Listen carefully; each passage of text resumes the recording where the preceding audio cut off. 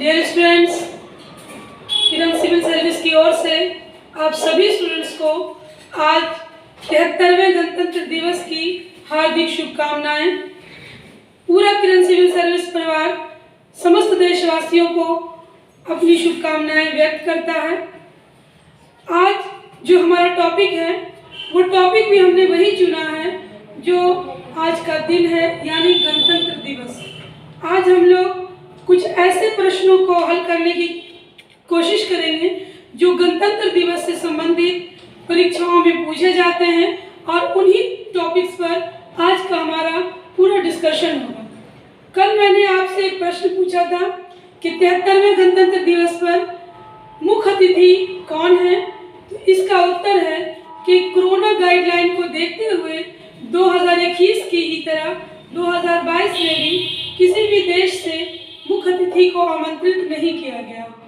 वैसे तो हमारे देश की प्रथा है कि हर गणतंत्र दिवस पर किसी दूसरे देश से वहाँ के राजनेता, राष्ट्रपति, प्रधानमंत्री को हम निमंत्रित करते हैं अपने यहाँ मुख्य अतिथि के तौर पर परेड में सम्मिलित होने के लिए, परेड में देखने के लिए।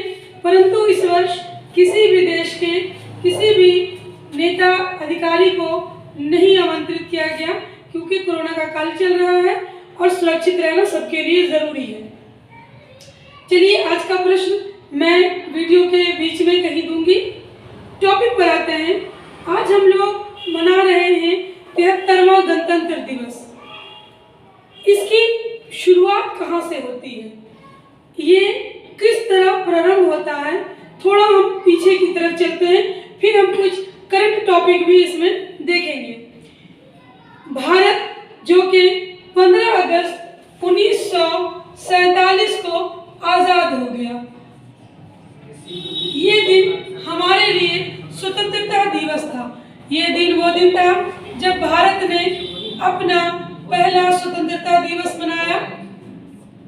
परंतु इस दिन के में हमारे पास कोई हमारा संविधान नहीं था, कोई कॉन्स्टिट्यूशन नहीं था जिससे कि हमें नागरिक होने का अधिकार मिले, सरकार को शासन करने का अधिकार मिले, हमारी सुरक्षा सुनिश्चित की जाए, हम पूरे देश में भ्रमण कर सकें, क्योंकि हम एक स्वतंत्र देश के नागरिक थे।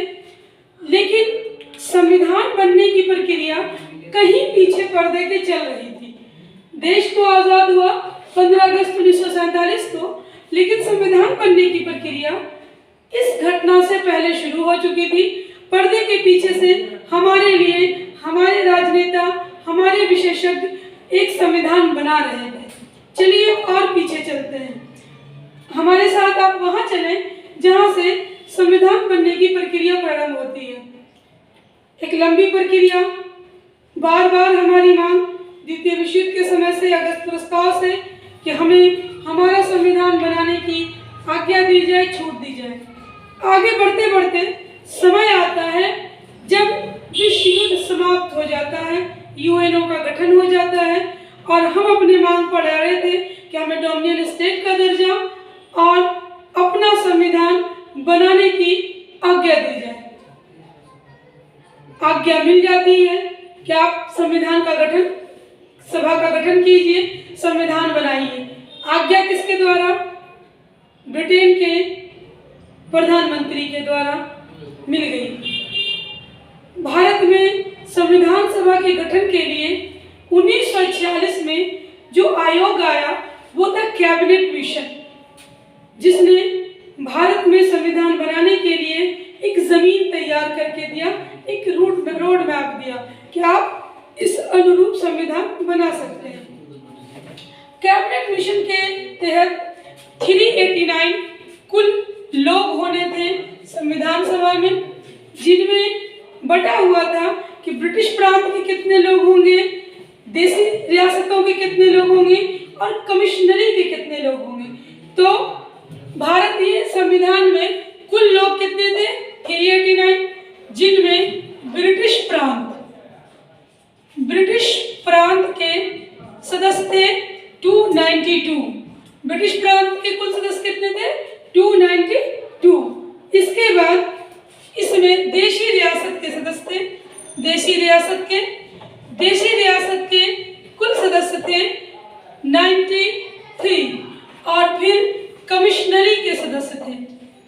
कमिश्नरी के सदस्य थे, कमिश्नरी के 4 सदस्य थे। ये इतने सदस्य थे, आप जोड़ सकते हैं 3 2 5 5 4 9 9 9 18 और कि यहाँ पे हो गया 8, हाथ में लेफ्ट बच गया 1 और 2 और 1 कितना हो गया 3, यानी कि टोटल 389 मेंबर के साथ संविधान सभा के गठन की बात आई, जिसमें प्रत्येक 10 लाख की आबादी से एक सदस्य को मनोनीत किया जाना था, यानी कि 10 लाख की जनसंख्या पर 10 लाख में एक सदस्य का मनोनयन होना था। इस तरह संविधान सभा में सदस्यों की सूची तैयार हो गई। 10 लाख पर एक सदस्य मनोनीत हो गए। कैबिनेट मिशन के अंतर्गत 292 ब्रिटिश प्रांत के, 93 देशी रियासत के और 4 कमिश्नरी के सदस्य थे। अब संविधान सभा की गठन की जो प्रक्रिया है ये शुरू होती है 6 दिसंबर 1900, ध्यान दीजिएगा 6 दिसंबर 1946 से। देश अभी गुलाम है, देश अभी आज़ाद नहीं हुआ था, लेकिन संविधान बनने की प्रक्रिया शुरू हो गई थी। 6 दिसंबर 1946 को संविधान सभा की पहली बैठक दिल्ली में, जो अभी हमारा लोकसभा है, संसद भवन है, उसके सेंट्रल हॉल में हुई, यानी कि संसद भवन के केंद्रीय सभागार में संविधान सभा की पहली बैठक का आयोजन किया गया। पहली बैठक फर्स्ट बैठक थी। इसमें अध्यक्षता किया सचिदानंद सिन्हा ने। सचिदानंद सिन्हा ने संविधान सभा की पहली बैठक की अध्यक्षता किया। सचिदानंद सिन्हा की आयु बहुत अधिक थी। संविधान सभा के गठन की प्रक्रिया जो चल रही थी, अब दौर शुरू होता है जब कैबिनेट मिशन द्वारा ये तय कर दिया गया कि कुल सदस्य होंगे 389, जिनमें ये सारे तय हो गए थे। तो अब बैठक का दौर शुरू होता है और बैठक के दौर में सबसे पहली बैठक होती है 9 दिसंबर 1946 को। पहली बैठक होती है 9 दिसंबर 1946 को। वर्तमान में जो हमारा संसद भवन है, इसके केंद्रीय सेंट्रल हॉल में, केंद्रीय सभागार में इस बैठक का आयोजन किया जाता है और इसमें अध्यक्षता करते हैं डॉक्टर सचिदानंद सिन्हा। डॉक्टर सचिदानंद सिन्हा, और ये क्योंकि इनकी आयु बहुत ज़्यादा थी और ये बीमार भी रहते थे, तो ये कह देते हैं कि मैं आगे संविधान सभा की अध्यक्षता नहीं कर पाऊंगा। तो इसी दिन निर्णय लिया जाता है कि संविधान सभा की अध्यक्षता के लिए किसी दूसरे व्यक्ति का चयन किया जाएगा और दूसरी बैठक होती है 11 दिसंबर 1946 को, जब अस्थायी तौर पर डॉक्टर राजेंद्र प्रसाद को अध्यक्ष चुन लिया जाता है। डॉक्टर राजेंद्र प्रसाद को अध्यक्ष बनाया जाता है 11 दिसंबर 1946 को। ये दोनों ही व्यक्ति का संबंध बिहार से है। इसके बाद बैठकों का दौर और आगे चलता है और अगली बैठक होती है 13 दिसंबर को। अगली बैठक होती है 13 दिसंबर 1946 को, जब हमारे पहले राष्ट्र प्रधानमंत्री जो बने हैं पंडित जवाहरलाल नेहरू, वो संविधान के लिए एक प्रस्तावना प्रस्तुत करते हैं, जिससे उद्देशिका भी कहा जाता है। आपने अपने हाई स्कूल की बुक्स में देखा होगा, प्रथम पृष्ठ पर लिखा होता है हम भारत के लोग, जिसमें बात की गई है कि भारत को अखंड रखेंगे, धार्मिक रूप से, सामाजिक रूप से, आर्थिक रूप से सभी लोग सामान्य होंगे, लिंग, धर्म, जाति के आधार पर भेदभाव नहीं किया जाएगा। तो यही प्रस्तावना 13 दिसंबर 1946 को संविधान की प्रस्तावना प्रस्तुत की जाती है। संविधान की प्रस्तावना ये प्रस्तुत की जाती है और कौन पेश करते हैं? तो याद रखिएगा, जवाहरलाल नेहरू, इनका शॉर्ट फॉर्म हो गया JLN। पंडित जवाहरलाल नेहरू संविधान की प्रस्तावना प्रस्तुत करते हैं। अभी केवल प्रस्तुत किया था, पारित नहीं हुआ था। फिर बैठक होती है 22 जनवरी 1947 को। ध्यान रखिएगा, विदेश आजाद नहीं हुआ है, हम ब्रिटिश के अधीन हैं, केवल हमें संविधान बनाने का अधिकार दिया गया। तो 22 जनवरी 1947 को ये जो संविधान की प्रस्तावना थी ये पारित हो जाती है, प्रस्तावना पारित हो जाती है, प्रस्तावना पारित हो जाती है। अब यहाँ से संविधान बनने की प्रक्रिया और आगे की ओर जाती है और अब संविधान में अलग अलग चीजों के लिए अलग अलग कमेटी का गठन किया जाता है, जैसे संघ लोक शक्ति समिति जवाहरलाल नेहरू के अधीन थी, अल्पसंख्यक समिति सरदार वल्लभ भाई पटेल के हाथों में थी। तो बहुत सारे कमेटी बनाए जाते हैं और जो सबसे इम्पोर्टेंट कमेटी था जिसे हम बोलते हैं ड्राफ्टिंग कमेटी, प्रारूप समिति, इसका काम दिया जाता है किनको? इसका काम दिया जाता है डॉक्टर भीमराव अंबेडकर को। इसीलिए भीमराव अंबेडकर को जो ड्राफ्टिंग कमेटी थी जिसका काम था संविधान को लिखना, इसके अध्यक्ष बनते हैं डॉक्टर भीमराव अंबेडकर और इस कमेटी में टोटल सदस्य होते हैं 7, 2 सदस्य बीच में बदले भी जाते हैं और अध्यक्ष होते हैं कितने? कौन? डॉक्टर भीमराव अंबेडकर, भीमराव इस कमेटी के अध्यक्ष होते हैं प्रारूप समिति के। अब संविधान को एक रूप दिया जा रहा था। संविधान जो हमारा था इसको बनाने से पूर्व 60 देशों के, कितने देशों के? 60 देशों के लिखित संविधान का अध्ययन किया गया। 60 देशों के लिखित संविधान का अध्ययन किया गया। 60 देशों के लिखित संविधान का अध्ययन किया गया और जहां के संविधान में जो चीज अच्छी थी उसको एक्सेप्ट कर लिया गया। प्रक्रिया और आगे चलती है। संविधान सभा के लिए एक लीगल एडवाइजर यानी संवैधानिक सलाहकार के रूप में बेनेगल नरसिंह राव का नियुक्त किया जाता है। तो अगर क्वेश्चन आ जाए कि संवैधानिक सलाहकार कौन थे? संवैधानिक सलाहकार किसके? संविधान सभा के। तो वो थे BN राव यानी बेनेगल नरसिंह राव। ये संविधान सभा के संवैधानिक सलाहकार थे। संविधान सभा पर टोटल 114 दिन बैठक हुई थी। बैठक कितने दिन हुई थी? 114 दिन बैठक हुई थी, जिसके संविधान के निर्माण में जो कुल लागत आया था ये भी देख लीजिए। कुल लागत संविधान के बनने में आया था 63,96,000। यहाँ देख लीजिए उस समय इस अमाउंट की अगर बात करें तो बहुत अधिक थी। तो 63,96,728 रुपया ये कुल लागत था संविधान के निर्माण में। संविधान के बनने में जो समय लगा वो था 2 वर्ष 11 महीना और 18 दिन। 2 वर्ष 11 महीना 18 दिन और जिसमें कुल लागत आई थी 63,96,728 रुपया। एक प्रश्न और यहाँ पूछता है कि संविधान सभा में कितनी महिला सदस्य थे?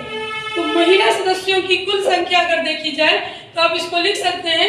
यहाँ मैं लिख दे रही हूँ महिला सदस्य 15 थी। महिला सदस्यों की कुल संख्या 15 थी, जिनमें मुस्लिम महिला एक ही थी। मुस्लिम महिला एक थी और वो कौन थी? वो थी बेगम एजाज रसूल। बेगम एजाज रसूल ये एकमात्र मुस्लिम महिला थी। इनके अतिरिक्त राजकुमारी अमृता कौर, सरोजिनी नायडू, ऐसी हंसा मेहता, दुर्गाबाई देशमुख ऐसी स्त्रियां हैं जो प्रमुखता से संविधान सभा में सम्मिलित थी। इसके बाद एक और प्रश्न यहाँ पर है कि संविधान जो हमारा है ये तो हम लोगों ने देख लिया कि कुल कितनी महिलाएं थी, कि जब देश का बंटवारा हो गया, 2 देश हो गए, तो क्या इतने ही सदस्य संविधान सभा में रहे? तो नहीं। देश के बंटवारे के बाद जो मुस्लिम लीग के लोग थे वो अलग हो गए। अब संविधान सभा में सदस्यों की संख्या घट गई। अब ब्रिटिश प्रांत के सदस्य हो गए 229 और देशी रियासत के हो गए कितने 70। ध्यान रखिएगा, ये आजादी के बाद ब्रिटिश प्रांत के 229 और देशी रियासत के हो गए 70। सदस्यों की संख्या क्या हुई, घट गई। जब हमारा संविधान बनकर तैयार हुआ तब अंतिम रूप से 26 नवंबर 1949, जिस दिन हम संविधान दिवस मनाते हैं, हम मनाते हैं 26 नवंबर 1949 को संविधान दिवस। 1949 को हम क्या मनाते हैं, संविधान दिवस। इस दिन संविधान की प्रति पर 308 सदस्यों ने हस्ताक्षर किया था। कितने सदस्यों ने हस्ताक्षर किया था, 308 सदस्य ने हस्ताक्षर किया था। ये ध्यान रखिएगा कि जब संविधान बनकर तैयार हुआ तो इस पर हस्ताक्षर किया था 308 सदस्यों ने। आइए हम संविधान से संबंधित कुछ और तथ्यों को भी देख लेते हैं। देखिए, मैंने यहाँ पर आपके लिए कुछ इंपॉर्टेंट पॉइंट्स को नोट कर दिया है, जिसे आप स्क्रीनशॉट करके कॉपी पर एक नोट्स तैयार कर सकते हैं। जैसे सबसे पहले आपको ये देखना है कि हमारा राष्ट्रगान जो जनगण मन है, ये कब संविधान सभा द्वारा अपनाया गया।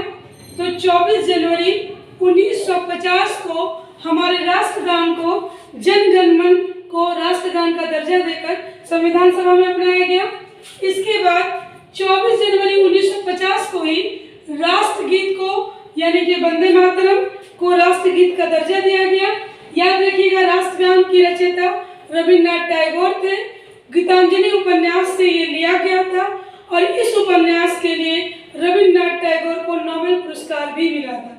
जनगण मन का अंग्रेजी रूपांतरण द मॉर्निंग सॉन्ग के नाम से प्रकाशित हुआ था। इसके बाद राष्ट्रगीत, जिसको आनंद मठ नाम के उपन्यास से लिया गया है और इसके लेखक बंकिम चंद्र। तो ये सारे कुछ पॉइंट्स हैं जिससे एग्जाम्स में प्रश्न होते हैं। तो राष्ट्रगीत को संविधान सभा ने 24 जनवरी 1950 को अंगीकृत किया। इसके बाद 24 जनवरी 1950 को ही ये तय किया गया कि राष्ट्रपति जो हमारे होंगे वो कौन होंगे, डॉक्टर राजेंद्र प्रसाद। ये तय हो गया था, शपथ ग्रहण नहीं हुआ था, बल्कि ये फैसला ले लिया गया था कि हमारे राष्ट्रपति डॉक्टर राजेंद्र प्रसाद होंगे 24 जनवरी 1950 को।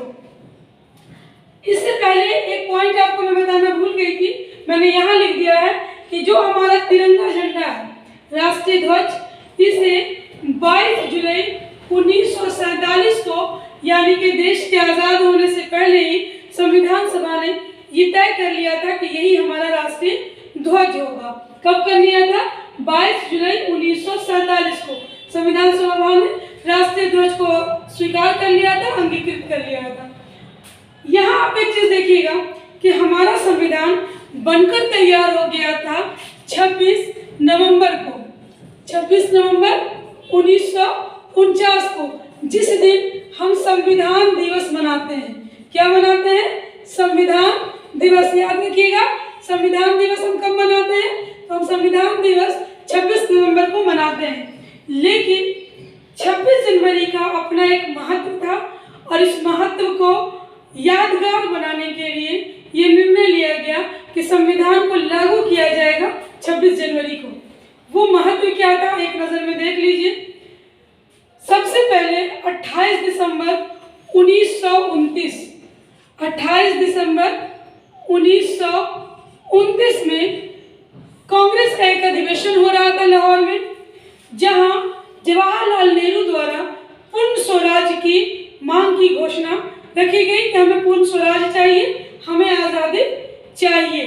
पूर्ण स्वराज की मांग पहली बार रखी गई 28 दिसंबर 1929 को कांग्रेस के लाहौर अधिवेशन में। और इसी के बाद 26 जनवरी 1930 में, इसको ध्यान रखिएगा, 26 जनवरी 1930 में लाहौर में रावी नदी के किनारे पंडित जवाहरलाल नेहरू ने झंडोत्तोलन किया था। झंडोत्तोलन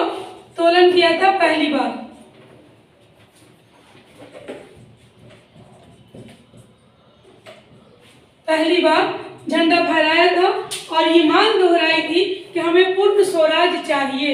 तो वो तिथि था 26 जनवरी 1930, जगह था लाहौर, रावी नदी के तट पर। ये घोषणा की गई कि हमें पूर्ण स्वराज चाहिए और पहली बार झंडा फहराया गया। और यहीं से इस दिन को यादगार बनाने के लिए ये निर्णय लिया गया कि हमारा संविधान लागू भी होगा 26 जनवरी को। संविधान बनकर तैयार हो गया था 26 नवंबर को ही, जिसे हम संविधान दिवस कहते हैं, लेकिन उसके 2 महीने के बाद संविधान को लागू किया गया। कोई भी आंदोलन जब बड़े स्तर पर होता है, लंबे समय में होता है, तो उसका परिणाम भी सफल ही होता है। आप देख सकते हैं आज़ादी से लेकर अब तक पिछले 1 साल किसानों के आंदोलन ने, जो कि एक शांति से चलने वाला आंदोलन था, इस सरकार को हिलाकर मजबूर कर दिया तीनों कानूनों को वापस लेने के लिए।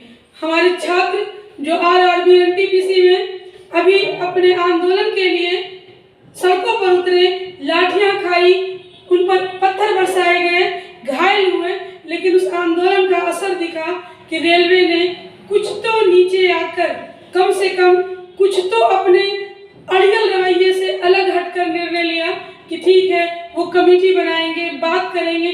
ठीक है कि उन्होंने सीधे सीधे नहीं कहा कि वो रिवाइज रिजल्ट देंगे या ग्रुप डी से मेंस की परीक्षा हटाएंगे, लेकिन कम से कम छात्रों ने उनके रुख को बदलने में मजबूर तो किया। तो आंदोलन लंबा होता है, उसी तरह आपकी पढ़ाई भी लंबी होती है। आप सोचेंगे कि हम एक टैबलेट है, अंग्रेजी की दवा है, मेडिसिन है, एक टैबलेट लिया और सारा क्वेश्चन याद हो गया। वैसा होता नहीं है। मैं आप लोगों से कहती हूँ कि निरंतर होम्योपैथिक की दवा की तरह पढ़ाई का प्रयोग कीजिए। समझ रहे हैं ना मेरी बात? एलोपैथ की दवा मत बनाइए कि एक गोली निकला और बुखार चला गया, हम फिट एंड फाइन। नहीं, पढ़ाई जो होती है वो होम्योपैथ की मेडिसिन होती है। सुबह शाम दोपहर हर 2-2 घंटे में एक डोज लीजिए, लंबा लीजिए, परमानेंट ठीक होइएगा, फिर बीमार नहीं पड़िएगा। तो चलिए पढ़ाई पर आते हैं।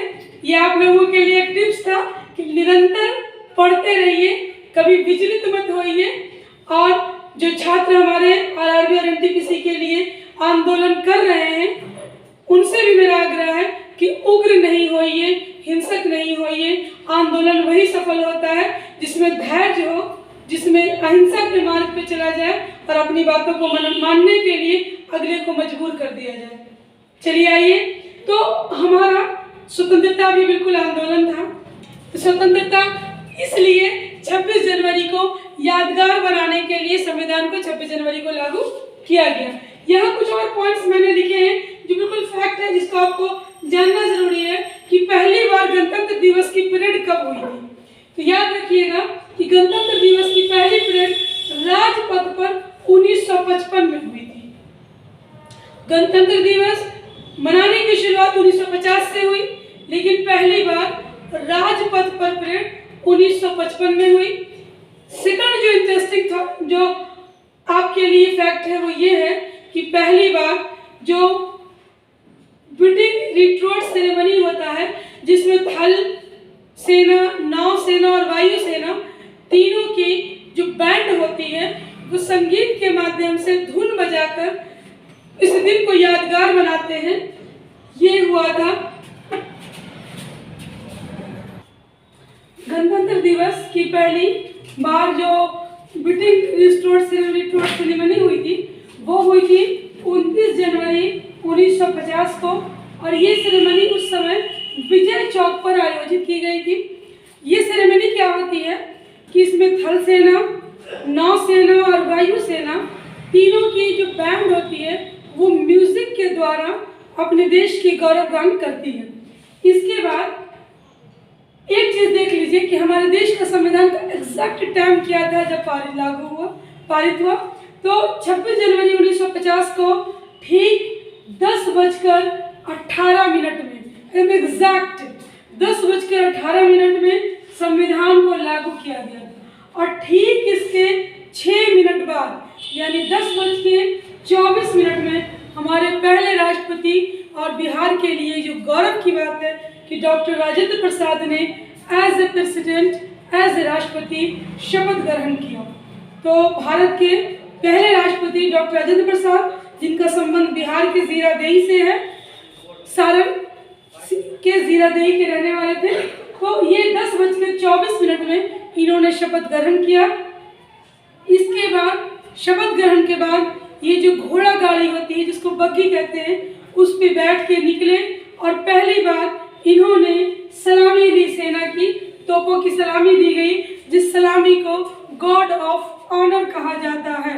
फर्स्ट टाइम, पहली बार 26 जनवरी 1950 को 10:18 में राजेंद्र प्रसाद, जो कि संविधान सभा के अध्यक्ष थे, उन्होंने हमारे संविधान को लागू करने की घोषणा की और ठीक उसके 6 मिनट बाद 10:24 में इन्होंने आज राष्ट्रपति शपथ ग्रहण की और उसके बाद बग्गी पर निकलते हैं और सेना से सलामी लेते हैं और इस सलामी को गॉड ऑफ ऑनर कहा जाता है। इसके बाद से ही हर साल 26 जनवरी को गणतंत्र दिवस मनाने की परंपरा शुरू हो गई।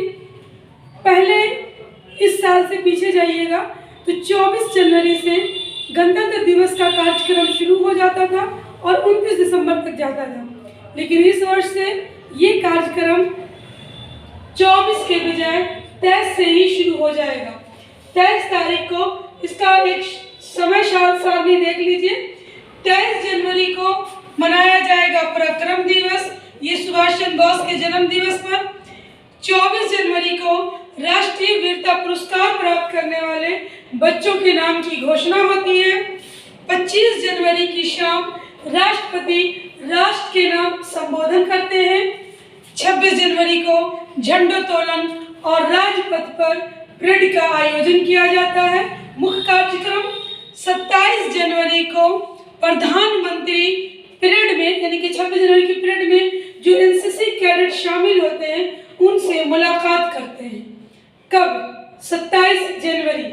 और 29 जनवरी को रायसेना हिल, जहाँ के संसद भवन है, रायसेना हिल्स पर बीटिंग द रिट्रीट कार्यक्रम, जिसमें तीनों सेना की बैंड टीम संगीत की धुन पर देश को अपनी श्रद्धांजलि देता है, देश की गौरव गाथा करता है, वो 29 जनवरी को अंतिम कार्यक्रम के रूप में आयोजित किया जाता है। ये पहली बार विजय चौक पर हुआ था 1950 में और अब रायसेना हिल्स पर होता है। तो ये कार्यक्रम होता है जो अब 23 से शुरू होगा और 29 तक चलेगा।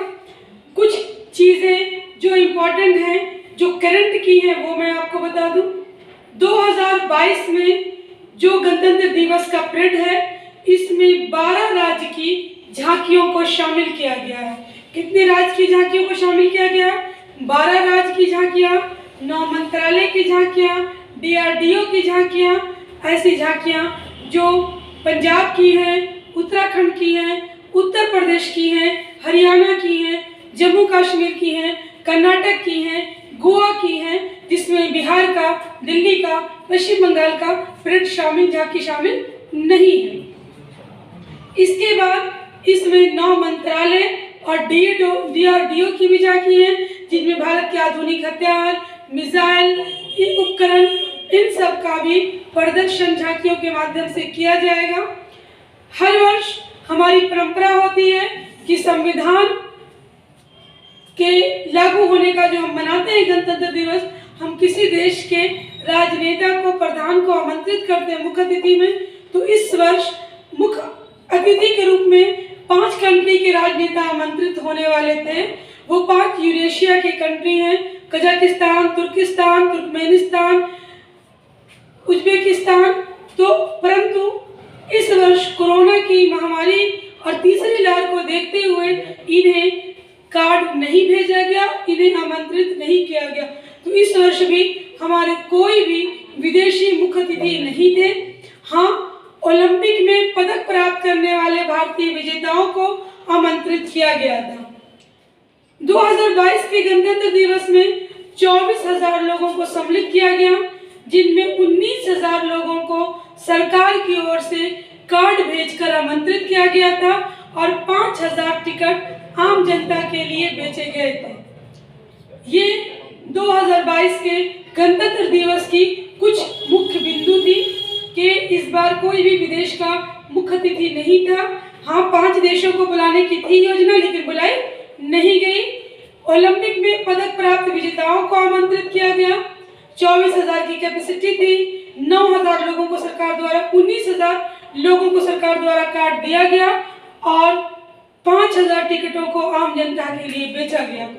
तो ये आज के वीडियो को मैं यही समाप्त करूंगी, लेकिन जाते जाते एक प्रश्न पूछ कर जाऊंगी और वो प्रश्न ये है कि भारत में संविधान सभा के गठन से पूर्व शिमला में जो बैठक हुई थी, जिसे शिमला बैठक के नाम से हम जानते हैं, उस बैठक के समय भारत के वायसराय कौन थे?